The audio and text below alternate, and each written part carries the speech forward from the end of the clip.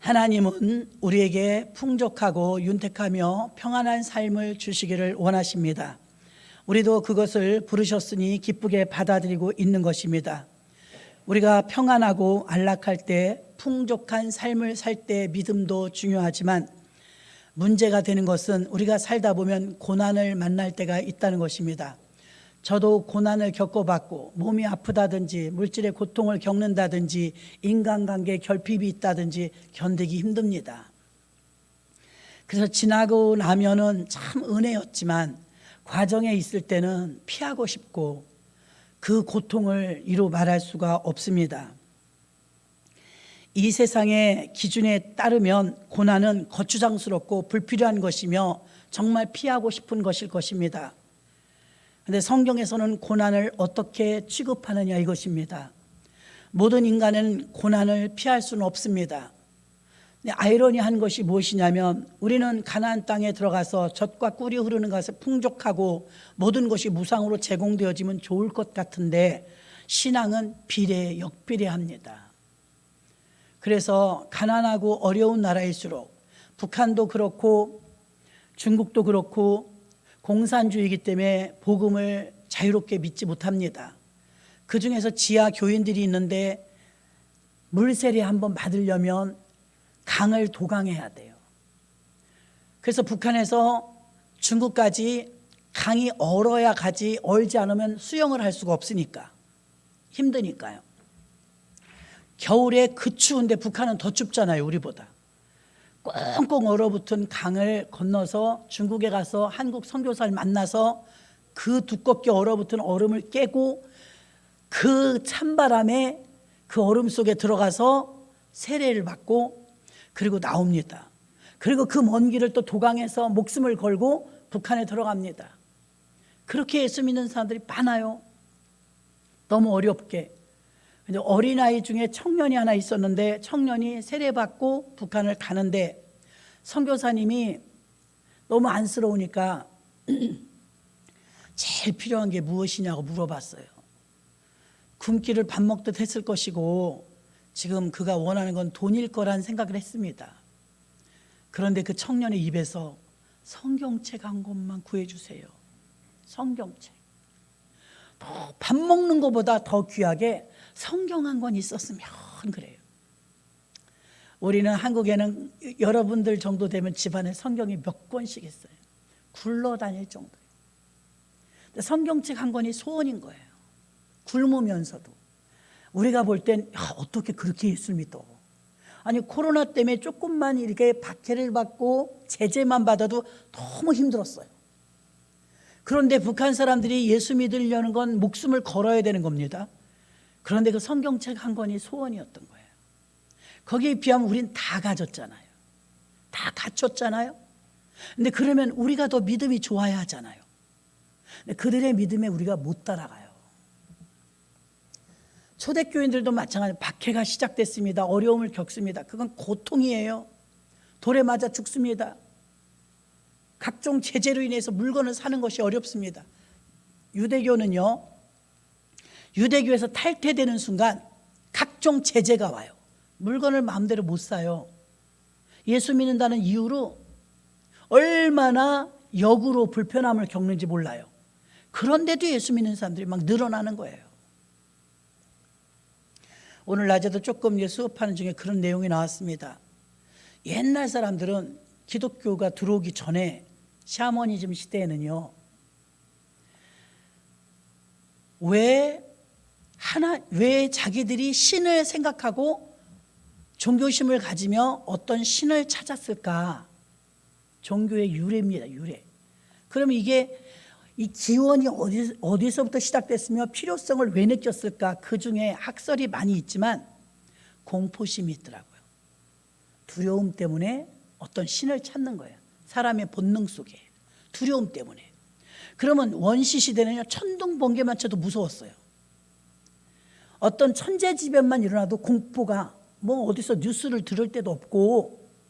그런데 옛날 원시 시대에 비하면 지금 과학 문명이 엄청나게 발전했죠. 그러면 지금은 무서운 게 없냐 이거예요. 지금은 사람도 무서워요. 지금은 우울증도 무섭고요. 지금은 폐쇄공포증, 또 집에 그냥 칩거하는 사람도 있고요. 고소공포증, 의외로 어떤 공포스러운 것이 최첨단으로 바뀌어가지고 다른 형태의 두려움이 또 있더라는 겁니다. 원시시대에만 천둥번개만 무서운 게 아니고 지금도 여전히 두려움이 있다는 것이죠. 그 사람들 마음속에는 그 공포심 때문에 아련하게 어딘가 기대고 싶다, 의지하고 싶다. 그래서 찾은 게 신인데요. 다른 종교는요, 전부 사람이 그 신을 찾아가요. 그런데 성경 어딜 찾아봐도요, 주님이 우리에게 찾아오셨어요. 진짜 신인데, 유일신. 다른 종교는 이것저것 다 갖다 붙이면 좋은 줄 알고 다 신을 섬겨, 다 신. 근데 하나님은 오직 유일신, 한 분뿐인 줄로 믿습니다. 자, 우리는 고난을 자꾸 피하는데 우리의 힘이 어디서 나온다고 생각합니까? 은혜를 받았을 때, 지나간 날 여러분 신앙생활 속에서 가장 은혜를 받았을 때는 고난받을 때였습니다. 절규 때였어요. 절대 절명일 때, 하나님이 도와주지 않으면 견딜 수 없었을 때. 중국의 선교사 부인이 한국에 안식년을 맞아서 오셨는데, 안식년 1년을 계시는 동안 이 교회도 가보고 저 교회도 가보고 기도 생활하는데 참 처음엔 좋았죠. 그러다 방송에 나와서 제가 운전을 하고 가는데 차에서 극동방송에서 나오는 거예요. 그러면 사모님께서는, 선교사님께서는 중국에서 목숨을 걸고 그렇게 선교하셨는데 한국에 와서 안식년을 받으니까 안 가고 싶지 않으세요? 그러니까 안식년을 1년을 못 채울 것 같아요. 왜요? 가고 싶어서. 중국에 가고 싶었어. 아니 거기 위험이 그렇게 도사리는데 가고 싶습니까? 자, 위험이 도사리는 만큼 하나님을 의지했다는 거예요. 언제 죽을지 모르니까 하나님을 막 한시도 놓치지 않았는데, 처음에는 좋았는데 여의도 순복음교회도 가보고 오살리기도원도 가보고 막 순회를 다닌 거예요. 순회. 좋았는데 중국에서 불렀던 찬송처럼 간절함이 없다는 거예요. 그때처럼 간절한 기도가 없다는 거예요. 그 하나님이 멀리 느껴진다는 거예요. 중국에서는 하루도 주님의 도움이 없이는 살 수가 없으니까 주여 도와주세요, 주여 지켜주세요, 매일 매 순간이 기도였는데, 한국은 자유롭잖아요. 너무 평안하잖아요. 처음엔 굉장히 좋았는데 무언가 이상하더랍니다. 고난이 내게 유익이었구나. 그래서 자기는 1년 못 채우고 안식년 못 채우고 중국 갈 거라고. 여기선 살아계신 하나님을 내가 체험하기가 어렵다고. 그건 맞습니다, 여러분. 여러분들이 절대 절명일 때 하나님이 안 도와준 사람이 하나도 없어요. 광야에서 하루도 안 도와주면 못 삽니다. 하루도. 근데 지금 우리의 삶은요, 며칠 안 도와줘도 살아요. 어떤 사람은 한 달을 안 도와줘도 살 거예요. 광야에서는 하루도 안 도와주면 못 사는 게 무엇이냐? 섭씨 50도가 넘는데 그늘이 없어요. 거기에 그냥 맨몸으로 노출되면 다 타버립니다. 구름 기둥이 없으면 못 살아요. 그렇게 더운 날씨인데도요, 그늘에 들어가니까 견딜만 하더라고요. 왜냐하면 우리는 습기가 있어서 끈적거리니까 불쾌한데 거기는 뽀송뽀송해요. 습기는 없어요. 그러니까 아무리 더워도 그늘에만 가면 견딜만 해요. 근데 땡볕엔 못 나와요. 죽으려고 나와요. 그러니까 하루도 도와주지 않으면 못 산다는 건 무슨 의미냐면, 새벽마다 만나가 내렸거든요. 이틀치나 3일치, 여러분은 월급 받아 살잖아요. 대부분은 한 달치 먹을 걸 다 쟁여놓고 사는 거예요. 다음 월급 탈 때까지 먹을 게 있잖아요. 그런데 하나님이 참 얄궂게도 하루치만 가져오래, 하루치. 그래서 어떤 사람은 나 내일 나오기 싫어 그래갖고 이틀치를 가져오면 벌레가 나는 거예요. 신선식품이었어요. 그래서 하루치만 가져와야 되니까 내일 아침에 또 나가야 돼. 근데 이것이 매일 나가면 있는데 밤에 이런 걱정이 있을 때가 있어요. 믿음이 없으면 내일 안 내리면 어떡하지? 내일 만나가 안 내리면 어떡해? 눈 내리듯 내리는 거니까요. 보장을 받을 수가 없잖아요. 내일 아침에 만나가 안 내려오면 어떡하지? 우리 애기 밥 줘야 되는데, 이런 생각 저런 생각이 들지 않겠습니까?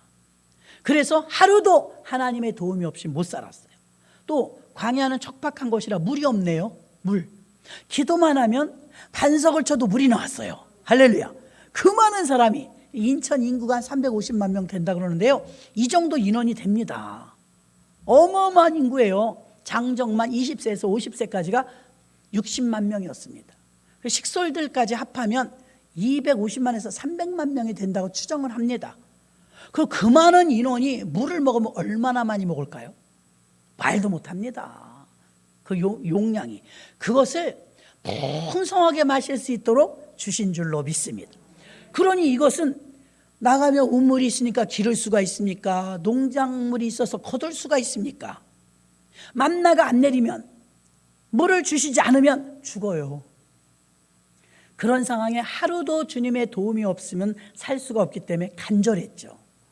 그래서 사실은 광야는 힘들고 고달팠지만 은혜 또한 컸습니다. 은혜는 그런 때 받는 거예요. 그래서 중국에 있는 성도나 북한에 있는 성도가 믿음이 아주 단단합니다. 고난을 통해서 꽃피었기 때문에 믿음이 단단해요. 근데 한국의 성도들은 어때요? 잘 삐져요. 단단하진 않아요. 요즘 누누이 강조하죠. 우리 신앙이 허약하다고. 많이 허약해요. 신앙이 허약해요.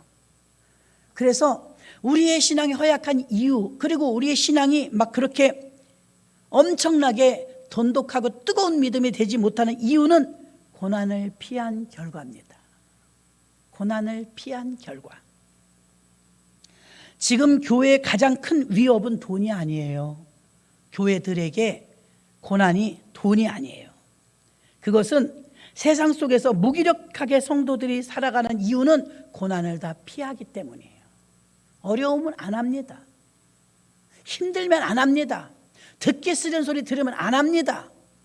다 피하고 요리 피하고 저리 피하고 내가 잘했다고 생각했는데 낮 예배 때도 강조한 게 뭐예요? 아나니아 삽비라는 목사님도 속이고 하나님도 속일 수 있다고 생각했지만 자기가 마귀에게 속은 건 모른 거예요. 자기가 속은 거예요. 우리는 고난을 피했다고 생각했지만 고난을 피하면서 무슨 역사가 일어났냐면 우리의 신앙이 무기력해진 상태가 돼버리고 말았다는 것입니다. 옛날 믿음 다 없어졌단 말입니다. 교회의 능력은 어디서 힘이 나오느냐? 고난을 통해 나오는 것입니다. 고난을 통해서 나오는 거예요. 자, 저는 자연분만을 해서 아이를 낳았는데 제왕절개로 아이를 낳은 사람도 많습니다. 제왕절개하고 자연분만하고 다른 게 있다면 고통을 통과하지 않았죠. 아이가. 그 해산의 고통은 굉장히 엄마도 아프고 아기도 아픕니다. 제왕절개는 그냥 배를 갈라서 빼면 되니까 아이를, 그 고통의 과정은 거치지 않은 것 같아요. 이게 사람에게는 우리가 임상을 해보지 않았지만 정말 그 애벌레 같은 그런 곤충에게는 임상을 해봤습니다. 아이가 그 곤충을 관찰일기를 쓰면서 이것이 이제 알을 까고 나오는데 너무 힘들어 보이는 거예요. 그래서 알을 깨트려 줬어. 그럼 쉽잖아요. 자기가 부리로 깰래니까 힘도 없는데 알을 까고 나오기 힘들잖아요. 깨트려 줬어요. 연구를 해보니까 어때요? 자기가 있는 힘을 다해서 부리의 힘을 길러갖고 그걸 쪼개고 나온 그 병아리가 됐든 새가 됐든 곤충이 됐든 그건 건강한데 사람이 인위적으로 찢어주고 뜯어주고 한 거는 피실피실하다 죽더랍니다. 죽더랍니다. 이거는 연구 결과 싫어. 사람으로는 안 해봤지만 비슷한 경우입니다. 사람도 마찬가지고 어려우면 다 피해요. 어려운 걸 안 해요. 하려고 하질 않습니다. 사실 저도 싫어요. 고난은. 당해봤으니까 힘들거든요. 놀라운 사실은 고난을 통과하지 않은 믿음은 진짜 믿음이 아닙니다. 고난을 겪어보지 않은 믿음은 믿음이라고 말할 수 없습니다. 그게 물질적인 문제든 건강적인 문제든 환경적인 문제든 자기 심령의 문제든 어느 것이 되었든 고난을 하나님이 넣었다 빼요. 넣었다 빼시더라고. 우리를 단단하게 하시려고. 그런 고난과 고통이 없다면 우리 믿음은 아주 허술합니다. 후 바라만 불어도 그냥 쓰러질 것입니다. 오늘 본문에서 바울은요, 풍성한 열매를 구하면서 풍부한 삶을 감사하고 있지만 물질적인 풍요뿐만이 아니라 궁핍과 비천함과 빈곤함과 12절 14절에도 보면 이런 속에서도 신실한 믿음을 지켰다고 그것이 내게 능력이 됐다고 말합니다. 내게 능력 주시는 자 안에서 내가 모든 것을 할 수 있다고 고백하게 되는 것입니다. 그래서 고난을 통해서 우리에게 훈련하셔서 하나님이 목적을 달성하시는 것은 결과가 자족입니다. 자족. 하나님 감사합니다. 자족하게 되는 거예요. 그걸 깨닫기까지 우리가 훈련을 받는다는 것이죠. 물질과 환경에 흔들리지 않고 복음의 견고한 토대에 선 자족함이 나오는 것입니다. 이 자족함에서 교회의 능력이 나오는 것입니다. 우리는 교회의 능력을 회복해야 합니다. 한국 교회는 능력을 다 잃어버렸습니다. 능력을 잃어버린 이유는 고난이 없기 때문입니다. 고난이 있어도 피합니다. 고난은 나하고 상관없는 것으로 여기고 언제나 고난은 싫다는 것입니다. 고난을 회피하고 고난을 다 외면했을 때 성도의 믿음이 허약해져 버리고 말았다는 것입니다. 거기에 비하면 사도행전 교회 원형교회는요, 고난을 맞짱 떴습니다. 고난을 감수했습니다. 능력받고 핍박받는 걸 성경에 뭐라 마땅히 여기더라. 그래서 뭐라고 그랬냐면요, 세상이 해보지 못하는 사람들이라고 그랬어요. 기독교인들을요, 세상에 어떻게 해보지 못하는 사람들, 강하다는 것입니다. 이게 예수의 사람들인 줄로 믿습니다. 우리는 지금도요, 고난을 피하고자 하는 유혹을 자꾸 느낍니다. 고난이 올 것 같으면 도망갑니다. 누가 좋아하겠습니까? 그러나 고난을 맞닥뜨려 보려고 한번 생각해 보십시오. 고난을 맞닥뜨리면 고난을 이길 수 있습니다. 무더위 속에서 현장에서 일하시는 분들이요, 땀이 막 비 오듯 합니다. 교회 건축할 때도요, 더워서 미안하더라고요. 저기 1층에 주차장에 가면 시원하니까 거기서 좀 쉬고 오세요. 근데 땀이 막 비 오듯 하는데 우리는 가만히 있어도 더운데 그 무거운 걸 막 들고 오르락 내리락 하니까 온몸에 옷이 다 젖었더라고요. 그럼 얼음물 갖다 드리고 미숫가루 타다 드리고 하는데도 역부족이죠. 얼굴이 빨개요. 너무 더워가지고. 막 더위 잡술까 봐 미안하니까 좀 쉬었다 하세요. 쉬었다 하세요. 그리고 나서 얼마나 더우세요 그러니까 그 집사님 하시는 말씀이, 목사님 시원해요. 깨끗하게 옷 입고 우리가 뭐 더우면 어떻게 이러니까 그게 두렵지, 아예 버린 몸하고서 아예 작업복을 입고 땀으로 미역을 감으면 이게 성취감이 있대요. 성취감. 목사님 제가 언제가 제일 힘이 난다고 할까? 포만감이 있다고 할까? 목사님 이렇게 종일 땀을 흘리고요, 집에 가서 샤워를 싹 하고 밥상에 앉으면 그리 행복합니다. 그분 말이 얼마나 행복한지 모릅니다. 그때 샤워하고 났을 때 그 개운함은 이루 말아서 하루 종일 땀 흘리고 샤워 싹 하고 이제 밥상 앞에 앉았을 때 아주 콧노래가 나온다는 거예요. 이분은 그 힘든 것과 노동과 땀과 더위를 맞짱 뜨는 분인 거예요. 맞짱. 그냥 여기다 수건으로 그냥 걸고서 닦아가면서 하는 거예요. 줄줄줄줄 흐르니까. 아니 그 사람만 덥고 저는 저만 덥고 그 사람은 안 덥겠어요? 일하는 사람이 더 덥죠. 조금만 움직이면 땀이 막 나는데. 그런데 그걸 아예 각오하는 거예요. 오늘 땀 흘린다. 오늘 한 바가지 쏟는다. 생각을 하고 아예 그래 더위야 와라.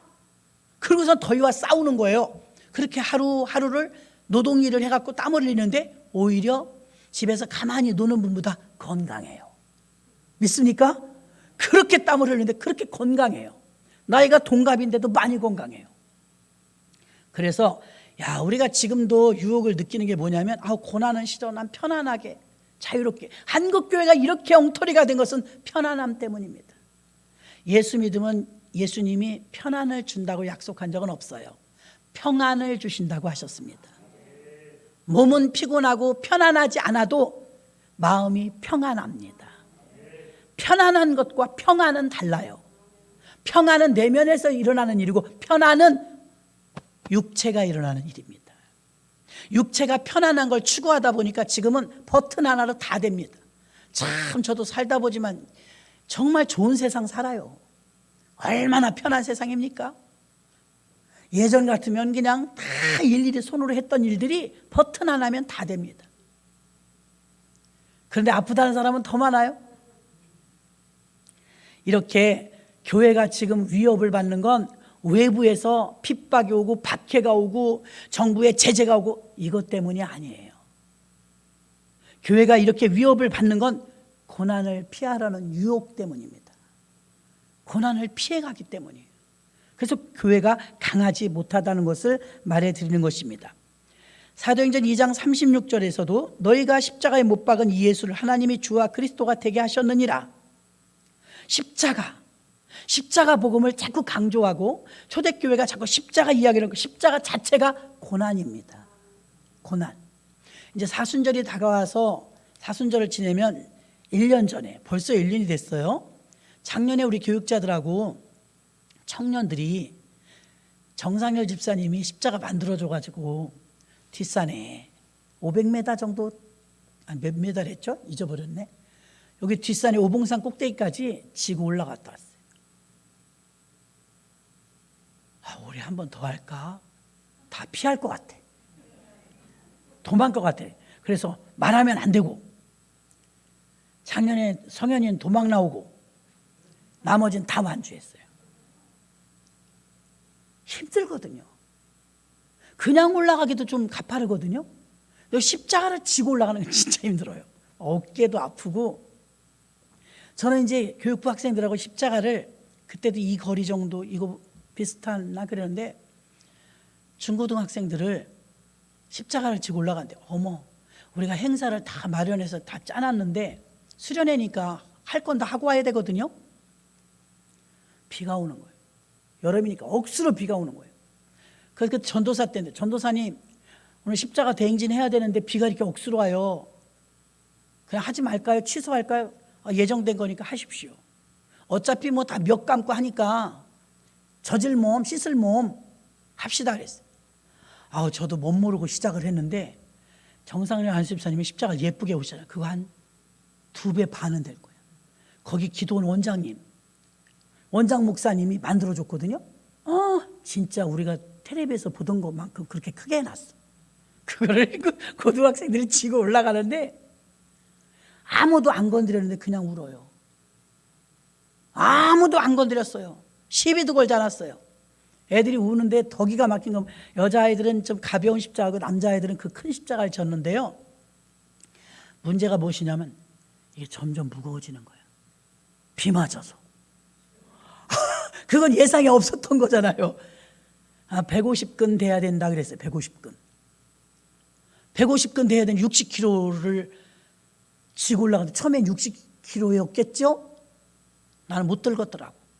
그 남자애들이 그래도 깡다기가 있다고 해본다고 하는데, 회장이랑 이런 애들은 정말 순종 잘해요. 덩치도 커요. 너 빗물이니 눈물이니 내가 그랬어요. 전도사님 정말 힘드네요. 우리 예수님이 밤새 굶으시고 채찍 맞으시고 이걸 지셨다고 생각하니까 이런 기회를 주셔서 너무 감사해요. 십자가 졌다는 설교는 수도 없이 들었는데 져본 건 처음이야. 졌는데 그냥 눈물이 나는 거예요. 다 울어요. 여학생들은 뭐 소리내서 울어요. 나는 지들이 주님을 사랑해서 고통에 좀 느꼈다고 우는 게 아니라 힘들어서 우는 거예요. 힘들어서. 진짜라니까 힘들어서 우는 거예요. 예수님의 고난 생각하는 거 처음에는 폼을 잡고 했는데 얼마나 무거운지 아세요? 그래. 저번 것과 이렇게 다 틀리더라. 이거. 왜 이렇게 십자가가 능력이라고 했느냐? 너희가 십자가에 못 박은 예수를 하나님이 주와 그리스도가 되게 하셨느니라. 십자가는 고난이거든요. 너무 힘들고 아프고 고통스럽거든요. 근데 이거 나무로 진 십자가는 지고 갔다 오면 끝나지만 진짜 내 등에 진 십자가들이 있어요. 자식이 십자가, 환경이 십자가, 뭐 건강이 십자가. 그건 뗄래야 뗄 수가 없는 거예요. 근데 이 십자가를, 고난을 여러분이 맞닥뜨려서 아예 맞짱 떠서 이기고 견디려고 하셔야 빨리 끝납니다. 그래야 빨리 끝나요. 그리고 하나 더 체험을 시켰어요. 시각장애인, 청각장애인 다 해보자. 갖고 아이들을, 거리도 가까워요. 다리를 묶었어요. 무릎 꿇게 하고, 무릎 꿇은 상태에서 못 쓰는 넥타이로 맸어요. 걸어갔다 와라. 거기 위에 성전까지. 꼼짝을 못하는 거예요. 안진뱅이가 얼마나 어려운지. 그리고 이제 어떤 아이들은 눈 가리기를 해줬어요. 눈 가리기를 하고 진짜 한 200m나 될래나? 여기서 지금 눈 뜬 상태에서 똑바로 봐라. 똑바로 본 거예요. 저 끝에 김해 권사 있는 데까지 보는 거예요. 잘 봤어. 자, 이제 가린다. 알았대. 자신 있는 거예요, 애들이. 애들이 힘이 있으니까요, 겁이 없어요. 그러고서는 똑바로 미리 겨냥해서 목적지점을 보라고 해놓고 눈을 가려줬어요. 그리고 릴레이 경주하는 것처럼 땅 총을 쐈어요. 가는데 어디 가는지 모르겠어요, 애들이. 엉뚱한 데를 막 가는 거예요, 엉뚱한 데. 똑바로 보고 갔는데 눈이 감긴 상태에서 똑바로인 줄 알고 갔는데 엉뚱한 데 다 가고 있는 거죠. 어느 초등학교에서도 그걸 한번 해봤다고 그래요. 인체공학적으로 만들어서 80이 넘으신 어르신의 근력을 다 엮어서 만든 거예요. 갖고 그 기구를 만들어서 그 기구를 착용시킨 거예요. 이 기구를 착용하면 걷는 것, 움직이는 것이 보행하는 게 80이 넘은 나이처럼 무게감이 느껴지는 거예요. 초등학생들이 그거를 입고서 걸어지질 않아. 땅에 뭐 주술려고 주워지질 않아. 구부러지지가 않는 거예요. 왜 이러지? 자기들은 날아다니니까 몸이 가벼우니까. 근데 할머니 체험을 해보니까 걷는 게 이렇게 힘든 거였구나. 뛸 수가 없구나. 부자연스럽고 거추장스럽구나. 남의 삶을 내가 한번 경험해 보면요, 굉장한 도움이 됩니다. 굉장한 도움이. 그래서 우리 김주선 선생님이 한쪽 눈이 안 보이신다 해서 제가 한번 해봤다니까요. 눈을 감고. 불편하더라고. 많은 부분에 제약이 있더라고. 뭐 하나 없으면 하나로 보면 아니에요. 그게 아니더라고요. 예전에 한번 제가 귀에 물이 들어가 가지고서 귀가 한쪽이 안 들린 적이 있었어요. 바다에서 뭐 잘못됐는지 물이 들어가고 안 들렸는데요, 그거 희한하대요. 왜 한라산 같은 데 올라가면 귀가 멍한 똑같아요. 그래갖고 뭘 먹어도요, 어걱어걱, 맛있게 사각사각이 아니고 어걱어걱 해갖고요, 돌덩어리를 씹는 것 같아요. 느낌이 없어요. 아니, 기가 막힌다는 게 그런 거지.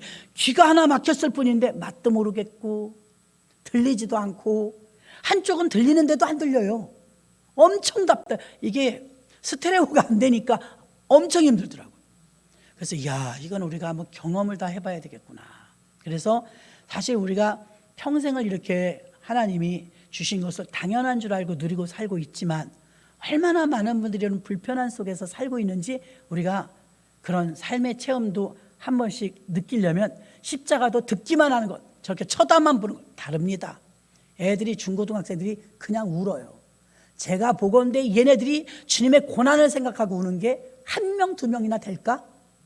생으로 힘들어서 우는 거예요. 힘들어서. 그래서 우리에게 고난이 오면 힘들고 싫죠. 십자가를 누가 지려고 하겠어요? 여기서 지신 분, 작년에 십자가 지신 분들 중에서 자기 마음속으로들 대답해봐요. 올해 한 번 더 할랍니다.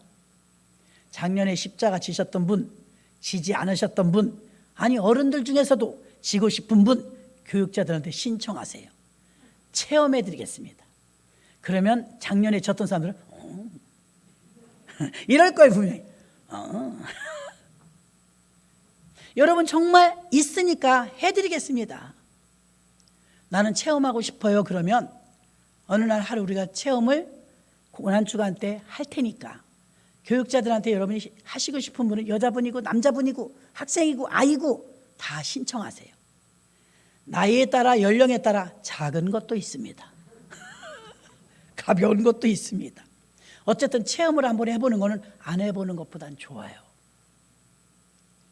고난의 십자가를, 복음의 강력한 힘이 십자가에서 나오는 건데, 십자가의 복음을 다 외면하니까 은혜를 못 받는 거예요. 능력이 없는 거예요. 한국교회가 이렇게 연약해진 데는 고난을 다 회피한 대가입니다. 고난 싫어요. 싫은 소리 내가 왜 듣냐는 거예요.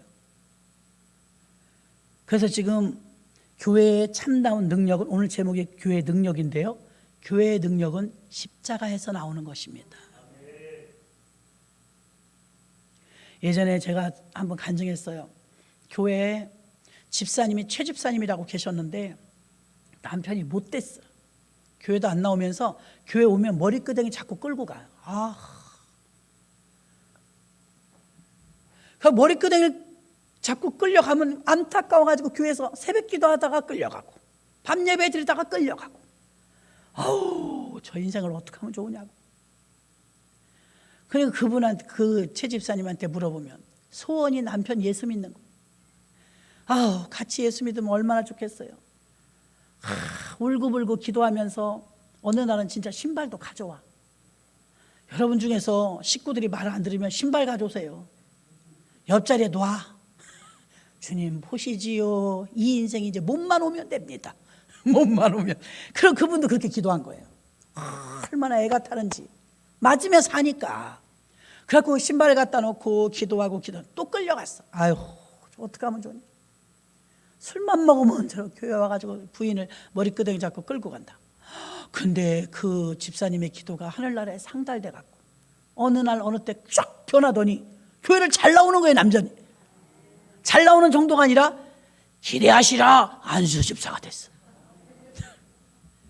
성공한 거 아니에요? 그러면 안수 집사가 돼서 교회는 신나가지고, 야, 그렇게 눈물을 흘려 기도하더니 같이 울어주는 거 우리가 얼마나 좋을까, 얼마나 좋을까. 어라, 부인이 새벽 기도를 안 나와, 밤 기도를 안 나와. 그럼 물어보면 가야 되는데 손님이 오셔가지고 자식이 와가지고 그냥 몸이 꾀가 나서 몸이 좀 찌뿌드둥해서. 이유도 많고 핑계도 많아. 여러분, 이런 말하면 죄송하지만 남편이 그렇게 핍박할 때 머리를 채를 잡고 집으로 갈 땐 왜 죽어도 오더라고. 죽어도. 그때는 남편이 막 때리면서 못 가게 하는데도 입을 뒤집어 쓰고, 어떤 때는 막 진짜 입을 뒤집어 쓰고도 와요. 옷 딱 감춰놓고. 그러더니 남편이 앞에서 막 찬송인도 이제 아무리 둘러봐도 부인이 안 보여. 최 집사님은요? 그러니까 아직 안 왔어요? 내가 그렇게 빨리 오라고 했건만. 이러네? 남편이 하는 말이에요. 내가 그렇게 빨리 오라고 했건만. 그분은 아무리 연단받고 힘들 때 믿음이 좋아졌다지만 남편이 지금 꿈을 이뤘고 응답받았고 안수집사 됐고 찬송인도 앞에서 할 정도로 참 키도 크시고 참 헌출하십니다. 그렇게 우리가 생각할 땐 저런 인간은 왜 아무도 안 데려가나, 그럴 정도였는데 그렇게 말 잘 듣고 하나님 앞에 순종 잘 하시니까 또 얼마나 이뻐요.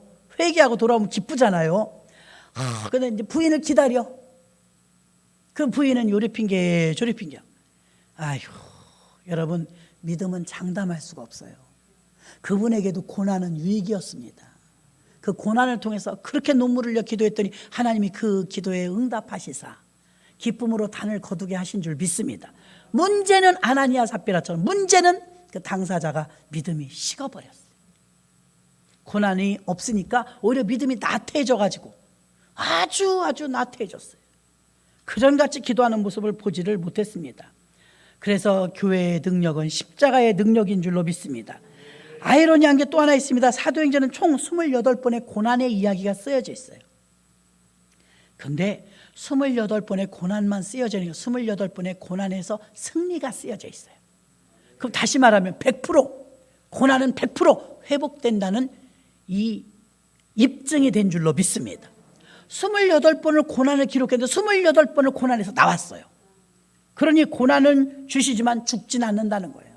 고난은 겪었지만 어려움은 겪지 않는다는 거예요. 결국은 다 승리한 줄로 믿습니다.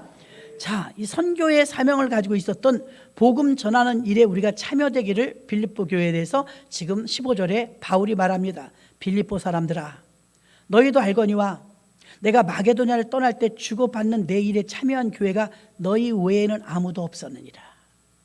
빌립보 교회는 사도 바울이 루디아의 집에서 시작해서 세운 거예요. 여러분 같으면 어떤 교회 가고 싶어요? 한쪽은 베드로가 담임 목사님, 기라성 같은 제자들이 부사역자예요. 그 교회가 예루살렘 초대교회. 한쪽엔 빌립보 교회, 그냥 집이야, 안방개척. 거기는 빌립보 교회 여인네들 몇 명 교회 나와요. 사도 바울이 투옥됐어요. 감옥에 갇혔단 말입니다. 그러면 영치금도 좀 있어야 되고 거기 필요한 물품도 좀 있어야 되잖아요. 그런데 지금 그 이야기를 하는 거예요. 아무도 내 일에 도움이 된 곳이 없었고 빌립보 교회 너희만이라고 분명히 15절에 나옵니다. 너희도 알거니와 내가 마게도냐를 떠날 때 주고받는 내 일에, 선교하는 일에 참여한 교회가 너희 외에는 아무도 없었느니라. 옥살이 할 때도 마찬가지지만요, 복음을 증거하러 이곳저곳 순회 전도자였어요. 바울은 순회 전도자. 교회 한 곳에 정착한 주의 종이 아니라 순회 전도자였잖아요. 이제 순회 전도자인데 순회를 다니다 보면 경비가 필요합니다. 선교비가 있어야 돼요. 그래서 선교비에 동참하는데 예루살렘 교회는 유명한 목회자들이 많았기 때문에 대부분 거기 가서 활동하고 싶어 합니다. 거기다 심고 싶어 합니다. 근데 빌립보 교회 한 교회만 계속 사도 바울에게 선교비를 보내줬다는 이야기입니다. 그거에 대한 하나님께 영광이요, 개인적으로도 감사한 마음을 사도 바울이 가지고 있었다고 지금 말하고 있는 줄로 믿습니다. 그러니까 대형 교회들은 뭐든지 흔하죠. 흔해요. 그런데 개척교회는 없는 게 더 많아요. 개척교회를 도와주는 일보다 큰 교회가 더 풍성하다는 것입니다. 지금도 마찬가지입니다. 사도들이 사역했던 이 예루살렘 교회는요, 많은 사람들이 연합해서 헌금이 많이 들어왔어요. 그런데 빌립보 교회는 홀로 개척하고 있는 사도 바울을 돕는 일에 기꺼이 동행했고, 그가 감옥에 있을 때는 감옥에 영치금도 넣어주는 이런 일을 했습니다. 마태복음 7장 13절부터 14절, 좁은 문으로 들어가라. 멸망으로 인도하는 문은 크고 그 길이 넓어 그리로 들어가는 자가 많고 생명으로 인도하는 자는 문이 좁고 협착하여 찾는 자가 적음이니라. 좁은 문으로 들어가는 사람 많지 않아요. 자, 빌립보 교회가 지금까지 칭찬을 듣는 이유는 좁은 문으로 들어갔기 때문입니다. 아무도 하지 않는 선교를 했어요. 그리고 사도 바울을 한번 청빙하고 저버리는 것이 아니라 의리 있게 끝까지 도왔던 것을 알 수가 있습니다. 로마서 15장 20절도 내가 그리스도의 이름을 부르는 곳엔 복음을 전하지 않기를 힘써노니 이는 남이 터 위에 건축하지 아니하려 함이라. 자, 이 로마서 15장 20절의 말씀은 사도 바울이 우리에게 남겨준 말씀 중에 참 힘이 되는 말씀인데, 이 말씀 때문에 신천지나 여호와의 증인이나 다른 타 이단들이 꼭 타겟으로 삼는 거. 신천지 교인의 90%는 기존 기성교회 성도예요. 개척 안 합니다. 다 홀겨서 데려오는 거예요. 교회 다니고 있는 양도둑입니다. 양도둑. 신천지는 양도둑이에요. 자, 이 바울의 말이 거기에 정면 대응할 수 있는 무기가 될 수 있는데요. 남이 터 위에 건축하지 말라. 왜 교회 다니는 성도에게 교패가 붙어 있는데 그 남이 터 위에 너는 도적질하느냐. 사도 바울은 그런 짓을 안 했어요. 사도 바울도 사람인데 예루살렘 교회 교인 중에서 청빙이 없었을까요? 우리 집에 신방 좀 한번 해주세요. 저 기도 좀 한번 해주세요. 지금이나 옛날이나 양들은 자기밖에 몰라요. 근데 사도 바울은 어때요? No. 너희 교회는 너희 교회 가서 해라. 또 우리 터 위에도 짓지 않는다. 이 선이 분명했어요. 양도둑질 안 했다는 것입니다. 양도둑질.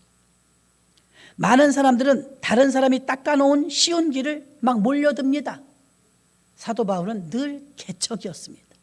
지금 이제 성도님들도 한국 교회는 지금 좀 약간 탈교회적인 모습이 나오는 것 중에 하나가 수평이동이 더 많대요. 수평이동. 우리 교회가 아니라도 그 사람은 다닐 사람이에요. 수평이동. 그건 하나님 나라에서는 전도가 된 건 아니래요. 우리 교회에서는 전도했다고 하지만 수평이동은 그 사람은 원래 하나님 백성인 거예요. 그래서 요즘은 뭐라고 물어보냐면 금년에 세례받은 세례교인이 몇 명입니까? 이건 진짜예요. 세례교인은 새신자거든요. 그러니까 하나님이 정말 기다리시고 찾으시는 영혼은 세례교인이 될 사람입니다. 그러니까 개척은 힘들죠. 전도 한번 해보세요, 여러분. 보통 일이 아닙니다. 저도 예전에 집사 때 저 전도왕 몇 번 했거든요. 근데 전도를 했는데 맨날 새신자들을 생신자들을 개척해서 전도하니까 얼마나 성경에 대해서 무지하냐면 성경의 인물이 참 어렵잖아요. 그러니까 이래요. 창세기는 누구니에요?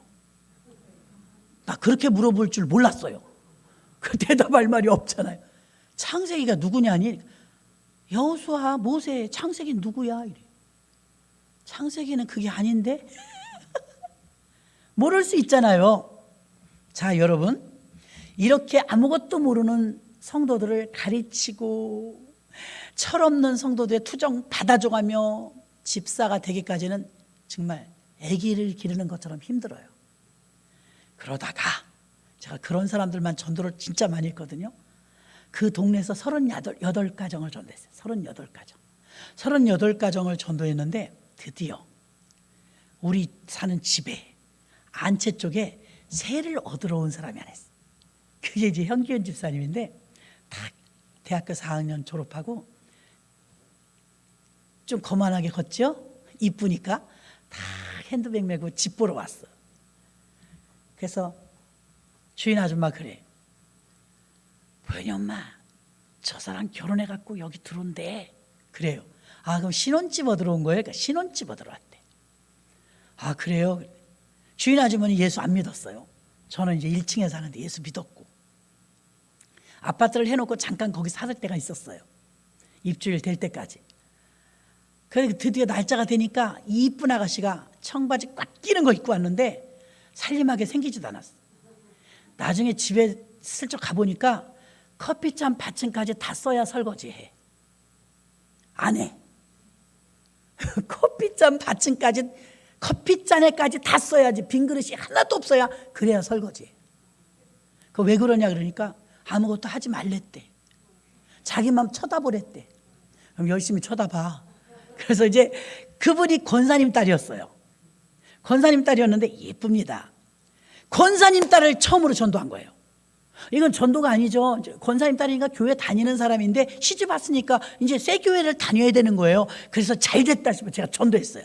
여태까지 이제 구역 식구들은 다 이제 다 알려줘야 돼, 다. 근데 권사님 딸은 되게 높은 거야. 그 권사님 딸이 딱 우리 구역 식구가 되었는데 그의 이제 봄 신방 한 번, 가을 신방 한 번, 신방 2번 하잖아요. 신방을 하는데 나는 그동안 한 번도 그런 편안함을 느낀 적이 없어요. 구역장님, 아우 식사는 어디서 하죠? 뭐 몇 시에 어디 도착하고 어느 집 타임에서 식사 시간이 될까요? 막 거들어 주는 거예요. 처음이야, 이런 경험. 얼마나 편하던지. 그리고 다른 사람들은 아무리 신방을 가도 그냥 멀뚱멀뚱 앉아 있는데 이 사람은 딱 예배상 놓고 헌금 딱 올려놓은 거예요. 야, 그때 그 기쁨. 제가 그때 깨달은 게 뭐냐면 다니는 사람을 전도해야 되겠네. 집사 때 이제 철이 없으니까 너무 편한 거예요. 아니까. 그 예배를 다 드리고 나서 이제 목사님 오셨는데 목사님 우리 구역 식구들 다 생탱이라 아무것도 모르는데 다 수족이 되어줘야 되는데 여기 세대기요 권사님 딸이에요. 그래갖고요 너무너무 잘하는 거예요. 성경도 많이 알고요. 목사님 좋은 사람 전도했죠. 나 칭찬 들으려고. 근데 목사님이 그 사람은 여기 아니라도 교회 간다. 아, 김새는 거예요. 네? 그랬더니 이 세댁은 내가 전도하지 않았어도 교회 다닐 사람. 맞아요. 다닐 사람이에요. 그 수족이 돼서 다 해줘야 되는 그 사람들 상급이 더 크다. 그게 지금도 수십 년이 지났는데도 잊혀지지가 않아요. 하나님 나라에서 숫자는 수평이동은 그대로예요. 어느 교회가 더 부흥할 수 있을지는 모르지만 수평이동은 그대로예요. 하나님 편에서 봤을 땐. 그러나 세례받아야 될 교인이 그런 사람을 전도했을 땐 상급이 대빵 큽니다. 아멘. 거기다 막 말 안 듣고 힘들게 하고 속썩이고 어렵고 막 엎어졌다 자쳐졌다 이런 사람들 살려내면 상급 더 큽니다. 여러분 그건 아셔야 돼요. 그런데 직분이 있는 자들 수평 이동이라도 좋으니까 전도해봐요. 제가 경험했는데 대빵 좋아요. 알아서 해요. 알아서. 헌금도 알아서 11조라고 말할 필요도 없고 다 알아서 합니다. 근데 제가 그 말을 딱 듣고 목회자의 가치 기준은 그래야겠구나. 영혼으로 봐야지. 나 편한 거 생각하면 내가 부구역장 세우고 싶더라니까요. 얼마나 운전도 잘해요. 또 운전도. 또 학교를 많이 다녀갖고요. 모르는 것도 없어요. 똑똑해요. 예뻐요. 젊어요. 차도 있어요. 돈도 있어요. 저는 편했답니다. 상급은 모르겠어요. 그렇죠? 제가 그 많은 사람을 전도한 중에 상급은 모르겠어요. 그때 막 진짜 예수가 예자도 모르는 사람들 전도했는데 요즘에는요 그 사람들이 다 연락이 와. 자식들 결혼한다고. 교회는 달라도 가보면 제가 눈물이 나는 거예요. 하나님, 그때는 난 걔 엄마를 전도한 건데 그 엄마가 예수 믿어갖고 아이를 믿음 있는 집에 지금 시집장가를 보내갖고 나를 청빙해서 가보니까 벅찬 거예요. 나 큰일 했네요. 하나님, 큰일 했어요. 이렇게 막 예수 믿는 집끼리 결혼하게 되고 이렇게 예수 믿는 열매를 주렁주렁 식구가 지금은 불어갖고요 한두 명입니까? 연락되는 집만요. 말도 못해요. 그래서 이거 기하급수적으로 드러나는구나. 전도는 정말 열매구나. 그런 생각을 했었습니다. 대형교회 사람들이 많이 모이지만 사도 바울에게는 빌립보 교회 하나만 지금 계속 후원을 했더라는 거예요. 여러분들이 담임 목사님도 굉장히 귀중하지만 부사역자님들도 살펴줘야 돼요. 살펴줘야 돼요. 그래서 요즘에는 어느 천사가 주일날 누구 시키지도 못하고 정말 미안하고 생각도 못했던 일이에요. 어느 천사가 그냥 샥샥 우리 종일 계신 교육자들 식사해 주는 분도 계시죠. 너무 감사하다. 누가 시킨 것도 아니고 알아서 잠깐 짬나는 그 시간에 그렇게 우리 교육자들 몇 명 안 돼도 식사를 챙겨주시는 분. 이건 하나님의 영으로만 가능한 일이다. 누가 이걸 할 수가 있을까? 이런 생각을 했습니다. 너무 하나님이 기뻐하실 상급인 줄로 믿습니다. 자, 우리가 감명받은 자, 감동받은 자들의 몫이 선교를 승리하게 했다는 것입니다. 기도와 물질로 응원하는 자들도 있고요. 또 어느 한편에서는 물질뿐만이 아니라 물심양면, 마음을 같이 하면서 돕는 자들도 있을 것입니다. 십자가의 의미를 알지 못한다면 십자가는 힘든 겁니다. 그걸 못 느꼈다면 이번에 접으시라니까. 좀 여전도회, 남전도회 그룹별로 한번 접어요. 십자가는 능력입니다. 또 그거 목사님이 질에서 졌다고 나 일주일 동안 못 가요. 몸살났어요. 그러면 하지 마시고 그럼 하지 마시고. 교회를 세운다고 하는데 교회를 세우는데 십자가 없이 교회 세울 수 있습니까? 십자가가 능력인 줄로 믿습니다. 교회의 위대한 비전은 잃어버린 자를 찾는 교회, 죽어가는 자를 살리는 교회, 숨겨진 영혼을 찾는 교회, 절대적 비전을 품은 교회가 진정한 교회입니다. 한 영혼의 가치를 알아야 되고 한 영혼을 존귀 여기며 한 영혼을 사랑하지 못한다면 많은 영혼을 맡길 수가 없습니다. 그리고 복음을 위해서 끝없는 수고했던 빌립보 교회를 말하면서 데살로니가에 있는 너희가 한 번도 아니라 두 번이나 나의 쓸 것을 보내었도다. 지속해서 헌신하는 건 쉽지 않아요. 지속. 우리 CMS 건축원금이라든지 교회 기금운동이라든지 이건 한두 달로 끝나는 건 아닙니다. 지속적인 게 힘입니다. 지속적인 게. 여러분, 우리가 한 번, 두 번 교육부에 후원하고 또 이렇게 성도님들 중에 장학금, 우리 교회는 참 장학금 안 들어와요. 이렇게 장학금 한두 번 하는 건 그렇게 어렵지 않을 거예요. 그런데 지속적으로 하는 건 어려워요. 근데 사도 바울이 지금 높이 평가하는 건 빌립보 교회는 지속적으로 했다. 여러분들도 끈질기게 하시길 바랍니다. 연속해서 헌신했어요. 우리에게 사명이 있습니다. 왜 이런 것이 복음을 전할 때 어려움을 견디고 끝까지 이길 수 있는 힘이 무엇이냐? 사명감인데요. 이건 콜링입니다. 콜링. 사도행전 20장 24절 나의 달려갈 길과 주 예수께 받은 사명 곧 하나님의 은혜의 복음을 증언하는 일에는 나의 생명을 조금 더 귀한 것으로 여기지 아니하노라. 이 분명한 정체성. 나는 주님께 부름받았다. 주님 나를 부르셨다는 이 콜링에 대한 확신이 있을 때 십자가의 어려움도 이기게 되는 줄 믿습니다. 첫째로 우리는 소명의식을 유지하려면 하나님을 끊임없이 신뢰해야 합니다. 그리고 요한복음 12장 24절의 말씀처럼 한 알의 밀알이 땅에 떨어져 한 알 그대로 있으면 그대로 있고 죽으면 많은 열매를 맺는다고 했기 때문에 이 어려운 과정이지만 죽는 이 고통의 시간을 통해서 많은 부활의 열매를 맺게 될 줄로 믿습니다. 우리가 핍박을 받을 때 국가적인 핍박도 있고 사회적인 편견과 불이익, 적대자들로부터 순교의 희생까지 강요당할 때도 있습니다만 오늘의 말씀의 요약은 그렇습니다. 고난이 없는 교회는 능력도 없다. 고난의 십자가가 없는 사람은 영광의 부활도 없다.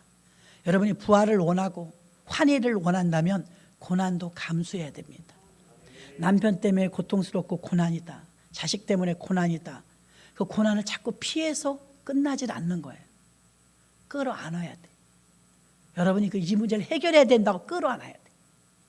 근데 끌어안질 않아. 자꾸 피해. 요리 피하고 저리 피해. 그래서 오래 갈 뿐이지 해결이 안 되는 거예요. 더 이상 이 사순절 기간, 특별히 하나님께서 사순절 기간과 고난주간은요 강력한 힘을 주시는 기간입니다. 이때 우리가 힘을 부여받아서 이번에는 이 고질적인 문제들을 이겨내시기를 바랍니다. 그동안 이리 피하고 저리 피해서 해결되지 못했다면 땀 흘리는 노동자가 에이 괜찮습니다. 땀 흘리면 시원합니다. 샤워 한번 하면 얼마나 개운한지 아십니까? 그 맛을 아십니까? 고난을 이겨내고 나면 그 통쾌함과 그 성취감은 이루 말할 수 없습니다. 교회들이 왜 이렇게 심약해졌습니까? 고난을 피하기 때문입니다. 왜 능력 있는 신앙생활을 못합니까? 고난을 피하기 때문입니다.